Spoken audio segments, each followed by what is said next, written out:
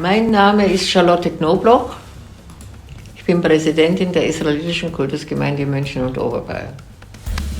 Dem Jüdischen Museum in Berlin bin ich seit seiner Gründung sehr eng verbunden, weil ich weiß, dass jüdische Menschen in unserer Hauptstadt immer ihren Platz hatten und das Museum genau das darstellt. Meine Favoriten sind die eher extravaganten Objekte, zum Beispiel der fantastische Schwanenhut von Lotte Huber. Als das Museum eröffnet wurde, hat mich vor allem die Architektur begeistert. Man weiß bei Daniel Liebeskind nie, was man bekommt, nur, dass es außergewöhnlich ist. Das Jüdische Museum Berlin in 3 Worten: zentral, außergewöhnlich, unerlässlich. Das Museum wird 20 Jahre alt, aber es hat noch viele Jahrzehnte vor sich. Das Wissen über jüdische Menschen, über die jüdische Geschichte, steht gerade im Festjahr zu 1700 Jahren jüdischem Leben in Deutschland im Mittelpunkt. Aber dieses Festjahr wird einmal enden.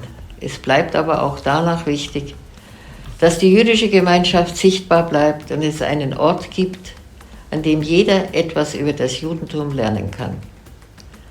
Natürlich auch, aber nicht nur, wegen des wachsenden Judenhasses.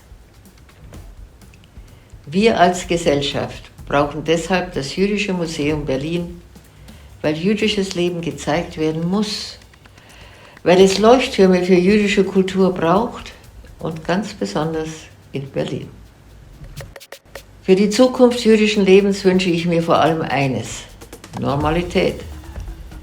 Die haben wir auch nach 1700 Jahren noch immer nicht und leider waren wir ihr vor einiger Zeit schon näher als jetzt.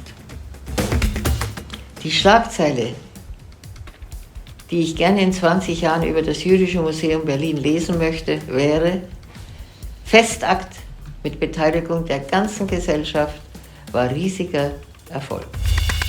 Ich wünsche dem Jüdischen Museum in Berlin deshalb, dass es in seiner großen und wichtigen Rolle bleibt und in Deutschland und darüber hinaus Gehör findet.